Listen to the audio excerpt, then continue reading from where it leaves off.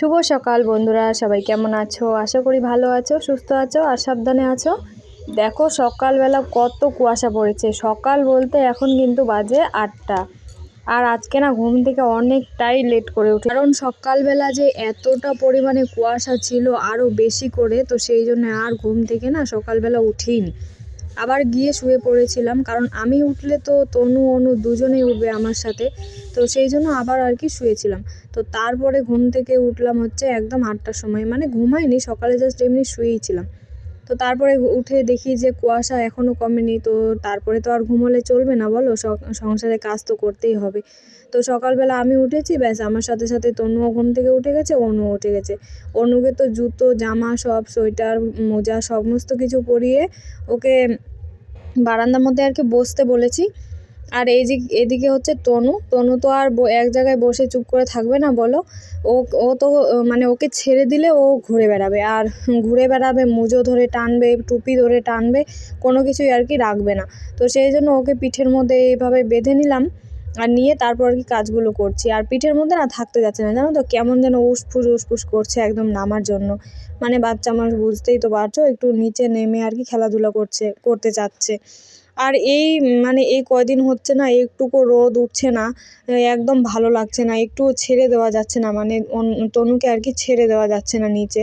খালি পিঠের মধ্যে না হলে কোলের মধ্যেই করেই আর কি কাজ করতে হচ্ছে। ভীষণ প্রবলেম হচ্ছে এভাবে কাজ করতে, অনেকটাই অসুবিধার করেই করতে হচ্ছে সমস্ত কাজ।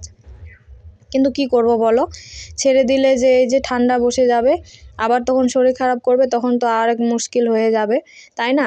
তো দেখো বসে বসে লেপছি, আর ওইদিকে কিন্তু ও মানে আমাকে ধরে গিয়ে আর কি ঠেলছে, মানে নিচে নামতে চাচ্ছে আর কি মানে পিঠে বাচ্চা নিয়ে কাজ করা যে কতটা মুশকিলের, কি আর বলবো তোমাদের। যারা হয়তো করে তারা অবশ্যই বুঝতে পারবে।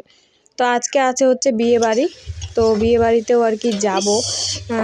আর এদিকে যে সকালের সমস্ত কাজ সেরে আমি না রান্না বসিয়েছি। আর সকালবেলা না রান্না করতে চেয়েছিলাম না, ভেবেছিলাম যে কালকের ভাত ছিল, তো সেগুলোই গরম করে আর কি, ভাত তরকারি সব ছিল, খাবো। তো তারপরে এই যে মাংস তরকারিটা আর কি দিয়ে গেল, মানে একজন দিয়েছে আর কি। তো তারপরে এই যে মাংস তরকারিটা রান্না করে, আর এই যে কালকের তরকারি ছিল, আর ভাতটা একটু বানিয়ে নিলাম।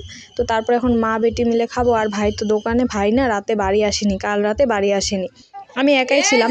তো ভেবেছিলাম যে হয়তো ভয় লাগবে, কিন্তু ভয় লাগছিল না, বাস একাই ছিলাম আর কি। আর এই যে দেখো দুষ্টু বুড়িটাকে কান্না করছিল, ক্যামেরাটা সামনে খুলে দিতেই দেখো কেমন খিলখিলিয়ে হেসে উঠলো।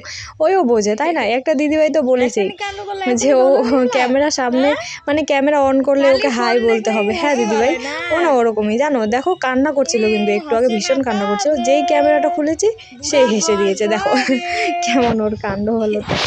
তো যাই হোক, এখন তনুকে ঘুম পাড়াবো, সেই জন্যই আর কি, ও ঘুমানোর জন্যই এরকম কান্না করছে। আর ওর সোয়েটার খুলে দিয়েছি একটাই কারণে, কারণ এখন একটু হালকা করে রোদ উঠে যায়, হালকা, আর এখনই ওকে তেল মালিশ করলাম আর কি, তো সেই জন্যই। তো তারপর দেখো একটু রিলস ভিডিও বানাচ্ছিলাম, আহারে এরকম যদি ফর্সা হতাম। তো দেখো রেডি হয়ে গেছি, এখন বিয়ে বাড়ি যাবো। রেডি হয়েছে বলতে শুধু শাড়ি পরেছি, আর কিছু পরিনি।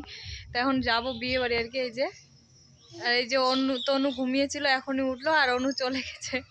ও ক্যামেরার সামনে আসলেই এরকম করবে, কান্না করছিল, তো সেই জন্য বিস্কুট দিলাম। আর এখন হয়তো গ্রাম পুষতে যাবে, তো চলো যাই, দেখি, শেয়ার করছি তোমাদের সাথে, চলো সাথে থাকো।